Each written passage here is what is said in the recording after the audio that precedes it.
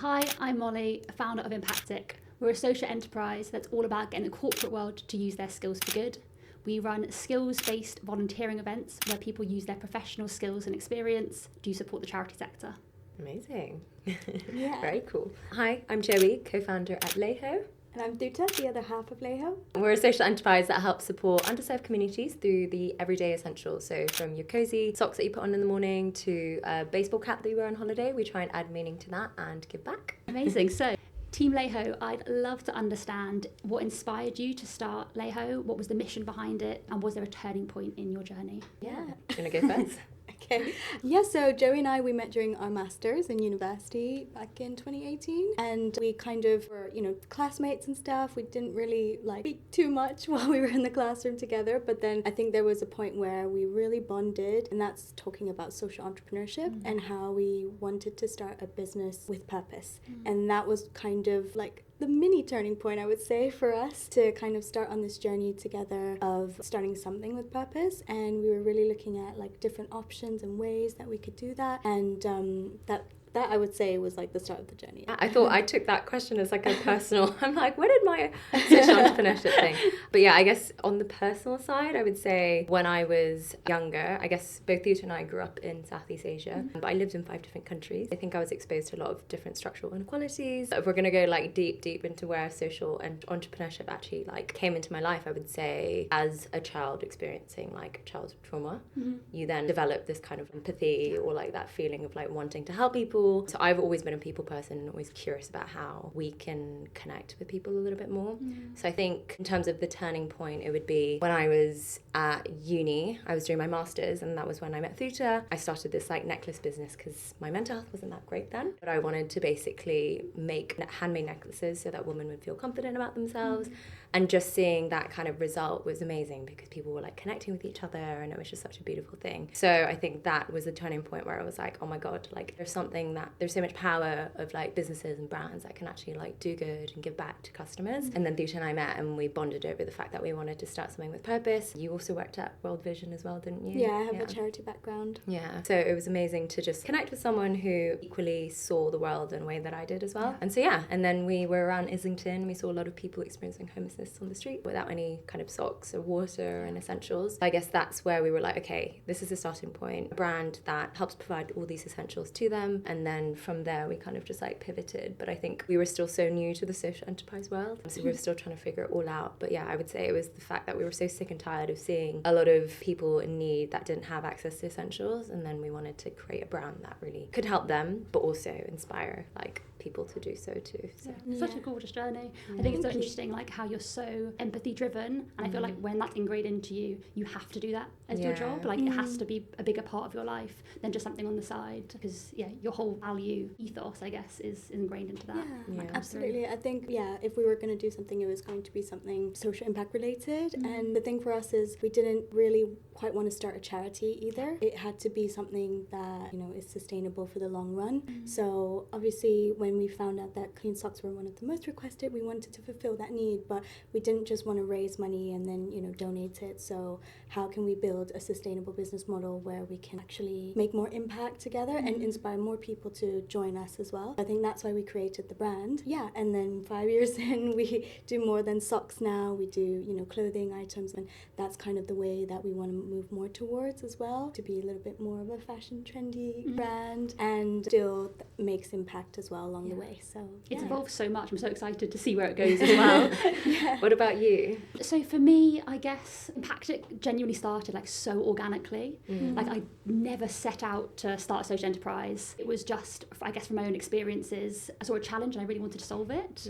So it started when I graduated from university, and I was meant to start a grad job, but that was kind of pushed further and further back, the start date, because of the pandemic. So I was in this weird limbo period, and I really wanted to kind of help some charities in this stage. So I reached out to a local mental health charity. I thought, especially given the times that we were in, the pandemic, a lot of people's mental health was suffering, so I really wanted to kind of give back. And approached their charity and asked them, can I use my data analytics skills to help? Because that was something I was really passionate about, was using my skills for good. And I was just really surprised that they just hadn't been offered this support before. They didn't quite know how to make the most of me. So I guess that was like the little seed of Impactic that I didn't realise at the time, but where I just realised that the charity sector is like so understaffed, under-resourced, under-financed. They need support and they want support, but like they are so busy doing the amazing work and kind of supporting beneficiaries that they're set out to do. They don't necessarily have time to develop that the volunteering programs, I guess. So that was really interesting initially. And then I moved over to the corporate world. No idea what I was doing there. I'm like the least corporate person ever. I think I was just following like a certain trajectory that I thought meant success.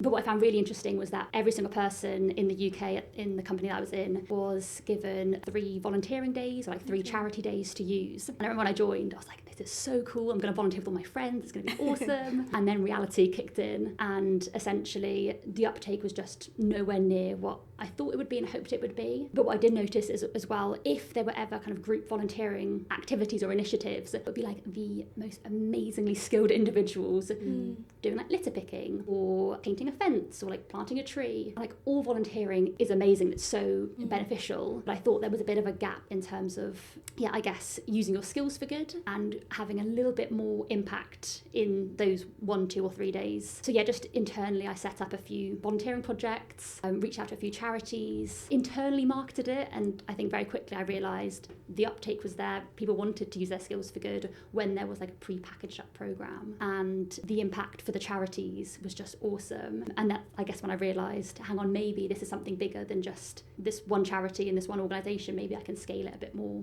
So it honestly happened so organically, but it was quite a fun journey to be on. That's so cool. Yeah, both my sisters are very corporate, and I think we wanted to do a little bit on corporate volunteering ages ago with Leiho, trying to figure out like where that journey went. And I feel like the volunteer days are so, I guess, like old, like it's like set in olden days. Like it was like when the corporate world started becoming, like it was just like such a long time ago. So it made sense back then, but it hasn't like progressed further. And so I think that's why the volunteering days were probably just like the classic litter picking or like beach cleanups and stuff, rather than anything that's, skill sharing. Yeah. And also what's interesting is like almost corporates sometimes feel like they have to introduce volunteering days because their competitors are, and you need to stay if you want to attract top talent. But then if you're not offering any kind of solutions, it makes it hard for people to engage, because people are busy, like you're saying, your siblings are busy in their kind of day-to-day to figure out exactly what they want to do. It's amazing, And you mentioned that you just recently gone full-time now as well? Yes, I've been full-time for actually now almost 2 years, which is super exciting. There was a period where I was balancing corporate life and social impact on the side, and then just got to a stage where I was so passionate about one side of my life that I knew I needed to kind of pursue that fully. Amazing. The second question for the room is, how does a social enterprise differ from a traditional business, and what are some common misconceptions people have about this model? So I think I'm probably slightly naive, but I'm such a big believer that I think every business should become a social enterprise. I just think it's so cool, this type of organisation where you can be so like innovative and you really have to embed purpose into like every decision you make. And then in terms of like misconceptions, I guess a big one that I faced and people have kind of mentioned to me before is like, oh, surely a social enterprise can't be sustainable. Surely you have to just rely on grants. And actually that's not the case. And that's actually what's really cool about social enterprise, is you can mix and marry, I guess, the social impact and the profit, so the profit and the purpose. So I think that's kind of what the nice thing about it is, that blend of the two. And actually just relying on grants, as we all know, can be really tricky. So I think, if you've got kind of a good business model behind the scenes, then you're kind of can be set up for success, which is really cool. Yeah, absolutely. I guess, I mean, I'll start with a story. I don't know if you remember this, but I think when we first started, we ran this campaign. It was during lockdown, and it was like, every share will donate a carton of water to someone in need. And Thuta and I bought like thousands of this company called Aquapacks, and it was basically water in cartons. And we ran it as an ad, and it literally quickly blew up, and we had to stop it because we were like, oh my God, we don't actually have enough money to like donate 10,000 cartons of water. But we stopped it where we could, and then obviously we ended up donating like a couple of thousand, which was great. But I remember one person then commented or messaged, and they were like, you know, you guys are like impact washing, you're not a real social enterprise. And it was on Facebook, and I commented being like, if you Google what a social enterprise is, it can be registered as a CIC, a charity, a for-profit, like all these different things. And I was like, a social enterprise is essentially a business that does good and gives back, and they choose to do that, and every like business decision that they make is evolved around their purpose and like giving back. And I teach at schools for Social Enterprise Academy, and they have this like graphic, and it's basically business, charity, and the social enterprise is like bang in the middle. And so yeah, I remember I commented back, and she never replied. And then sassy comment. And then since then, Thuta's handled all the customer relations. But I was like, you know, you have to educate. I feel like there needs to be more education about what a social enterprise is, because people think it's just a business that makes no money or a business that's a charity. But a social enterprise can literally be like a for-profit, you know, non-for-profit, CIC. Because it's not like a legal entity, which I think once again is something that's probably a misconception. And I think for me anyway, I really found Social Enterprise UK super helpful in terms of like guidelines. And so on their website, like it clearly lays out what you need to have in your articles of association when you set it up, so that you can be a legal structure, but then you can always have that kind of social enterprise thing to fall back on as well, which is really cool. I did a bit of research beforehand, and I was trying to think of like big names that are social enterprises that everyone might know. The big issue, obviously, doing incredible things, and then I think there's Blue Water. So, and obviously in America, I think they started the buy one give one model, which is Tom's Shoes, which a lot of people know about. So you can see that, you know, just because you're a social enterprise and you're kind of mission and impact led doesn't mean that you can't be profitable. And I agree with what you say, Molly, about how every business actually should probably be a social enterprise, because you can feed, you know, and support everyone throughout. To me, it's about using the power of business to make impact together collectively. I know I struggled, at least initially, internally trying to understand how can I grow and create impact, because for me, like, growth sounds scary. It sounds like profit, it sounds like money, and that's not kind of why I set up Impactic. And I had a really great chat with a friend where he basically helped me just flip it on its head and say the more you grow, the more impact you can make, and the more you can support charities, or the more you can kind of lead with your mission. So actually revenue or profit can be good, because it can help accelerate the incredible work kind of you're already doing. Yeah, we always say no sales, no impact. Yeah. Next question is, what advice would you give to entrepreneurs considering a social enterprise structure, and are there any key things they should prepare for early on? Everyone's looking at me.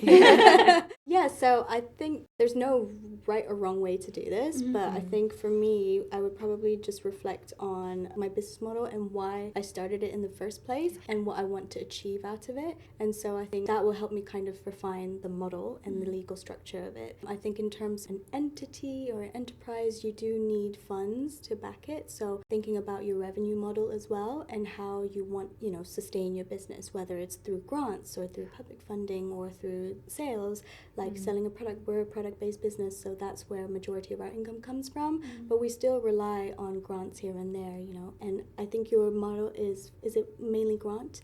No, it's actually the corporates. Through corporates, So I'd love to know a little bit more about that as well. So I think as a service, like there's different ways that you can get money as well. So it's just thinking about that, because that would impact what type of legal structure you have as well. So we decided to be registered as a limited company, because as a product-based business, I think there's a lot of opportunity for us to grow as a limited company. We have mission and asset locks in place, so that basically, you know, validates our impact that we're making and make sure that we stay true to our cause. But then for the growth of our business, like, we decided that being a limited company is, you know, the right way for us to grow. So I think it's just considerations around that would be really helpful when you're first starting off and trying to decide what kind of structure you want to be set up as. And then just speak to as many people as possible, like, that have been through it, and that can help you. It's super helpful. I think one thing actually I wish that I'd done sooner was get either an advisor or a mentor that had been in the social impact space or social enterprise space. I think that's really important. Someone who's been there before, knows how it works, because at the end of the day, there's no point like reinventing the wheel. So I think that's kind of important as well. Yeah, I completely agree. I mean, what you said about understanding like where your end goal is. I mean, I feel like as a social enterprise, for us, we were always trying to figure out where we wanted to go, and we didn't really have a fixed vision because obviously you're trying to experiment like this whole new way of thinking, this whole new world that is so unpredictable as well. And so I think understanding, okay, if you are, for example, like a charity, your chances of getting kind of VC investment are very low. If you're a CIC, then your chances of getting grants are a lot higher. Whereas if you're a limited company, then grants typically prefer CICs, but they also fund like for-profits as well. So I think it's about understanding like where you want that end goal, and obviously those short-term goals as well. So if it is grants that are going to get you through the next like 2 to 3 years, then that's fine. But then knowing that, okay, I can't rely on like 60 of my income being from grants. So I think understanding that structure and knowing, okay, by year 4, I'm going to be profitable, or I'm going to then start like making money and then relying on my revenue. So yeah, figuring out that kind of trajectory and understanding also just like if a social enterprise is what you want to start, because I've spoken to a lot of people before and they're like, oh, I want to do something good for people, I want to help people in need, but I'm like, is it actually your passion? Because if it's not, then you know it's not a checkbox or something to tick, because running a social enterprise is not easy when you're working with like people in need especially, and you're trying to actually make a difference in this world. When you're dealing with charities, you then understand the complexities of how charities operate and like how you can actually support vulnerable communities. So I think once you understand all of that, it's like it becomes so, I guess, consuming, because you want to solve the problem. Like I remember when we were dealing with people experiencing homelessness, like we became so consumed in the issue because we were like, we need to solve homelessness as a brand. But then we had to take a step back and say, okay, we're not a charity, like we're not here to end homelessness, we're just here to like prevent people from, you know, being at risk of homelessness, and how can we do that as a brand? So I think understanding your personal values and really like being sure that helping people is like your passion, because if it's not, then when times are tough, it's going to be really hard to kind of carry on. Especially because I think it does add a layer of complexity, because you're not just looking at the kind of profit margins or the turnover. Predominantly for me, and I think the same for you as well, it's more purpose-led than profit, and it probably always should be and will be. So I think when you start a social enterprise, you need to realise that it is going to be hard, but there's beauty in that as well. Absolutely. So what are some of the biggest challenges you faced running a social enterprise, and how have you overcome them? I think the list is quite endless when it comes to challenges, but I think probably say the biggest one is juggling impact and product side of things, because for us, again, as a product-based business, you really do have to have a good understanding of your consumers and the D2C world. So as an e-commerce brand, navigating amongst all these other amazing, incredible brands with so much capital to spend on ads and, you know, fancy photography and campaigns and stuff, it's really hard for us as a impact-based business to focus on where we want to spend our money. And so it's like juggling both, you know, the type of workshops and upskilling programs that we're doing, putting our efforts and time towards that, and also simultaneously running the online and the product sales is, I would say, probably the biggest challenge that we've had in terms of, because time is like so limited for us, and we've been quite a small team as well. So the next big step for us is hopefully to hire and expand our team moving forward. But, you know, I think it just comes with the job. As founders, especially, you wear so many hats, and so you kind of have to prioritize what will help you grow and move forward that way. And there's a lot of sacrifices that we've had to make in terms of like the things that we wanted to do. We've had to park it on the side and just say, okay, we're really passionate about this, but we can't do this right now. We'll come back to it later. So it's just being able to manage your time and priorities that way. When you're a small, like I always call it like a tiger team. You have to be so almost like ruthless prioritization about what you spend your time doing. And once again, like you have to always make sure it's like the most impactful area that you focus on. And that's tricky when you want to do so much. You've got such a big vision, and trying to work out, if I've only got a certain amount of hours in a day, a certain number of people in the team, what do we focus on? But I think you're doing such an amazing job. Likewise. And excited for like the team to continue growing as well. Have any other challenges, Jerry, that you want to add? I was going to say, I'm in this effort girl era mode, and I would say, so we went to a talk by Virgin Startup and Simon Sinek was there, and he made a very good point, like, you know, if you're going to make an impact, you're going to do good in this world, like you don't have to keep talking about it, like just do it. And I love the way he's described it, because I feel like for the past 5 years we've been trying to convince ourselves and everyone that, you know, we're making an impact, we're making a difference, we are doing it, But I also feel like that then sometimes almost you put so much pressure on yourself to really focus on the impact and like what you can do as a brand. But then like Thuta was saying, I think it's so important to understand like, okay, what kind of business are you? And for us, we are a purpose for profit. Like we do make products and we sell products, and we've got community and we've got customers. And then we also have the impact side. So it's about figuring out how to create that balance. And I think, yeah, we focus so much on the impact and how we can, you know, be an impact-driven business. And that word almost like clouded over our head. We were just constantly thinking about like, how can we make a difference? How can we make a difference? Instead of just doing it.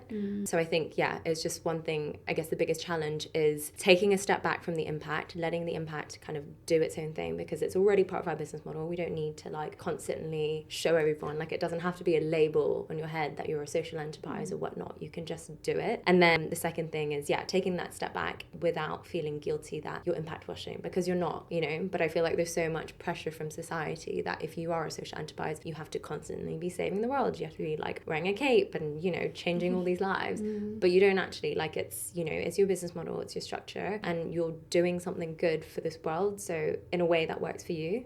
So I think it was understanding that it's okay to focus on the commercials, it's okay to focus on the actual product, because if we don't nail the product, then customers aren't going to buy it, and then there's no impact. So I think we had to understand that cycle. The past 4.5 years we were leading with impact first, then customers, then product, which is such like a, I guess now that I look back, like such a twisted way of like operating the business. Whereas what we should be doing is thinking about, okay, customer pain points, product, and then the impact. And yeah, I feel like I felt guilty that the impact was a last, but it shouldn't, like I shouldn't feel guilty, because we are making a difference, we are running workshops, but it's just the nature of how, you know, a business works. And if you actually want to survive and have longevity, then you need to operate with like, you know, a business mindset, and then also have that impact side. Like it's already part of our blood basically. So we don't need to constantly be thinking about a strategy, it's like embedded already. So I think that was a big challenge we learned that we overcame. And I think also just to add, like, acknowledging that we're just human at the end of the day. I think we spoke about how we felt guilty to even go on a holiday or like, you know, be enjoying ourselves, like when, you know, our mission and purpose is to support others. But then obviously you have to remember that you need and deserve a break, and then you need to take care of yourself first to be able to do all these amazing things that you want. So just realizing that as well. And I think we've learned it a little bit in the hard way after a couple of burnouts. So I love the phrase of you can't pour from an empty cup. And I think making sure that you're well, you're able to do the work, but also have that rest. It is sustainable. I think at the end of the day, a lot of like social enterprises, the point is it's meant to be a sustainable way to do business, and you have to start from like looking inwards and making sure like you're sustainably managing your own well-being as well. And I think it's also disrupting that kind of like conception of like social enterprises. I feel like I was listening to a podcast by Mr. Beast and Stephen, and he was basically saying like people hate you more for like the good work that you're doing. He was like, you know, someone would share a video about their like £1 million house and people would be like, well done. Whereas if you're like, he was literally going to like save children, and people would be like, you know, you're just doing this for like fame, blah blah blah.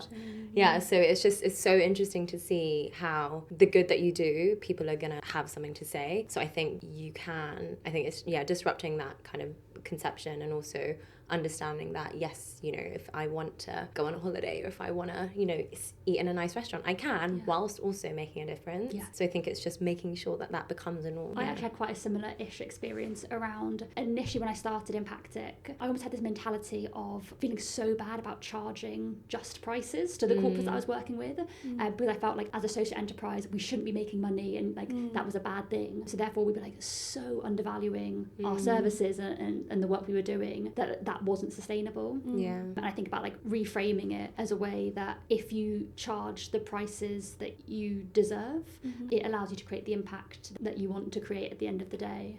So another big challenge that I found as well was having the mentality of, when you're like a small social enterprise, you think you're not going to be able to work with big organizations, because why would they want to work with like little old me? And I think what I realized was like, you can be small, but the impact you make can be massive. And I think other organizations can realize that as well. And like everyone starts from somewhere. So I think realising that like you're on that journey, at the end of the day it's a decision maker that you're talking to.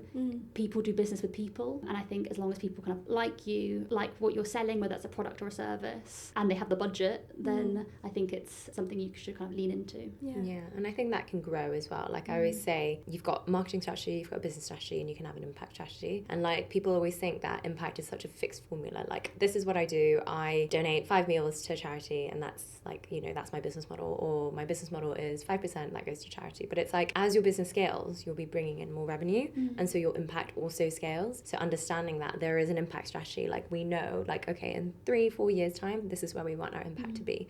It might not be now, but this is like where we want to work towards. So I think understanding that, you know, as an, I guess, purpose-driven business, having an impact strategy is so crucial, because then you're able to foresee, okay, this is where we're going to start, which is fine, and then obviously over time that kind of develops, which is quite beautiful actually, knowing that, you know, even the biggest social enterprises like Tom's or like Patagonia or even Warby Parker, like Tom's and Warby Parker both started with a buy one give one, and then now they literally fund like you know, projects and grassroots projects, which is amazing to see. And it makes sense, because the more revenue you bring in, you can't really be giving like millions of shoes and glasses. About like evolving as you go and like your journey. So even how you were saying how like you've used different almost like vehicles of impact through like in the past kind of 5 years, and knowing in 5, 10, 15 years this is where we want to be. Yeah, it gives you some kind of like path to be on. Yeah, I think that's really cool. Yeah, it's exciting to kind of pivot that. Speaking of journey, looking back on your journey as a social entrepreneur, what impact are you most proud of creating? So I think for me and for Impactic, what I've really enjoyed is like the dual impact, I guess. The obvious one is the charities that we support. I find it so cool after an event when the charity kind of representative comes over to me and explains how, so for example, we've had individuals say that one day was the most impactful volunteering that they've had in their 10 years of existence. Wow. Or there was one person I remember, she said that one volunteering event was the equivalent of her working full-time for 6 months. Oh wow. And it basically just makes you realise how when you've got the right people in a room together who want to help and want to kind of give back, it can have like such genuine impact for a charity and really like helps them, like they're already doing amazing stuff, but it just gives them that little bit of extra support that can get them from A to B in a shorter space of time. So having like really like condensed days, I think was like kind of a really cool way to see how quickly you can make impact. And like I guess the flip side of that is the individual volunteers. Once again, I guess it's kind of almost a byproduct of the way we're set up, is actually how much the individuals benefit from volunteering. Yeah, I think in like modern day society, we're so like disconnected from community, giving back. I know we kind of touched on it earlier, but I feel like burnout is such a big thing, like huge. And a lot of that's not actually necessarily just from overwork, kind of working long hours. A lot of that can be the disconnect between like your values and what you're doing day to day. So I think being able to bring in volunteers that maybe day to day they don't get that fulfillment in their job, but they've got really cool skill set, and allowing them to use that for good. Yeah, I just find it like so heartwarming to see. Yeah, we've had mothers coming back from maternity leave who they said that they'd been like back for 4 or 5 months, and she didn't feel as though she was bringing value to work, or she just didn't feel like herself anymore. And then once again, coming into the environment that we set up, she realised, oh, hang on, like I do have great skills, I still have a lot to give. So yeah, I think about like that creative ecosystem and that like supportive community, I think it's been just so yeah, lovely to That's be a part of. amazing. Yeah, God, how many lives you're impacting as well is like It's the ripple effect. I think like all social enterprises is that ripple effect of sometimes you don't even know the impact it's reaching. Which is hard to track for impact reports. For sure. Yeah, that's a whole nother conversation. I feel like that's a whole nother podcast. But yeah, that's so true. I feel like, you know, going back to constantly worrying about if we're making enough impact is always such a big thing. We used to think, okay, if we're funding, you know, if we're creating all these employment opportunities and workshops, it is just a one-day thing, and it's like, is that enough? Like, we want to make sure that we're, you know, employing people like full-time and getting them back on their feet. But then I look back and I'm like, I've gone to 2 events that have really impacted my life, almost from Prince's Trust I accidentally just signed up to, and it literally changed my whole perspective of like what being a leader is, how to work in a team, like how to work collaboratively. I remember like after, I think I sent you like a 10-minute voice note being like, oh my God. So like the, you know, going to like a 2-hour thing or 3-hour thing can change like your perception of like loads of different things. So I think, you know, it's about understanding when we run our employment projects, like the biggest impact and things that we're proud of is being able to give our beneficiaries this experience of being like in the brand and working for a startup and also like seeing their products kind of go on to like PR and like our website and the marketing side of things. Mm-hmm.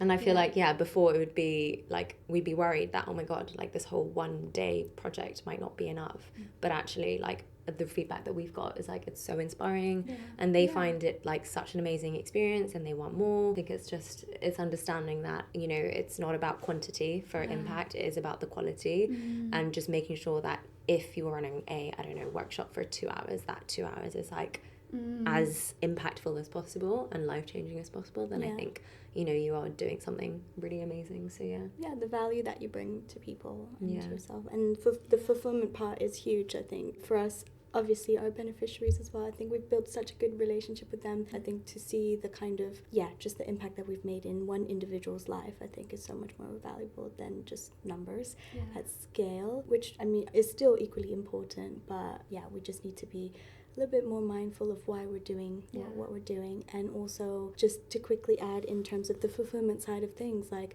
we've got the people that we support, but also our community members. You know, I think giving them a platform that they can come along our journey with to make this impact together, I think is really beautiful. We've had loads of volunteers similar to you, like come to us, reach out to us, wanting to get involved with our events, just giving their time. Joe, one of the photographers that we've worked with before, he gave us his time for free to come and take photography for us, and he's amazing. And he lets us use his studio for some of our content sometimes, and you know, he's not like directly part of our team, but he's a member of our community that has offered his like resources to support us, because he sees the value as well and the impact and the fulfillment, I think. So it's just working together collaboratively, I think, makes the whole experience that much more amazing and wholesome. Yeah, you get to surround yourself with literally the nicest people on earth, which is so beautiful. And obviously the event that I came to a few months ago that you were both running was so beautiful to see. That community you built. Like you said, there were the beneficiaries that were there, there were their daughters and other kind of members of the community. So I think it was just so nice to see it in action as well, because sometimes I guess when you're making the products or doing the business side of things, sometimes you can feel a little bit like dissociated with the impact you're making. So I think being able to bring everyone together is just such a nice way to like remind you like, why are we doing this in the first place? Absolutely. Yeah, that was a beautiful event. Lots of tears. I know, But yeah, it was so great chatting to you both. I'm chatting to you both. We chat every day. Yeah. But yeah, it was really great, and you know, it's so nice to be able to come full circle. I know. And see. I don't even remember where we met, like years ago. At the Westminster event. Yes, the Social Enterprise UK event, I think. Yeah. So yeah, thank you so much for watching. We are www.leiho.co.uk. How you can get involved is get a pair of cozy socks. Everyone show you that improve lives and fund employment opportunities. But also, if you guys have any custom branded requests or anything, we have just launched House of Impact by Leiho, which is the B2B arm, and is working with loads of businesses and corporates to create fun and ethical and functional custom branded merch that won't go to waste. That's what she said. If you want to get involved, please reach out to me. You can find me on LinkedIn. So my name is Molly Bevan, and our website is impactic.org. If you're an organisation or you work in a company that might want kind of volunteering experience, please do reach out. Or if you are a charity or know of a charity that's doing amazing work, and we'd love to hear from you to see if we can collaborate on something really impactful together. Thanks. Woo. That's a wrap.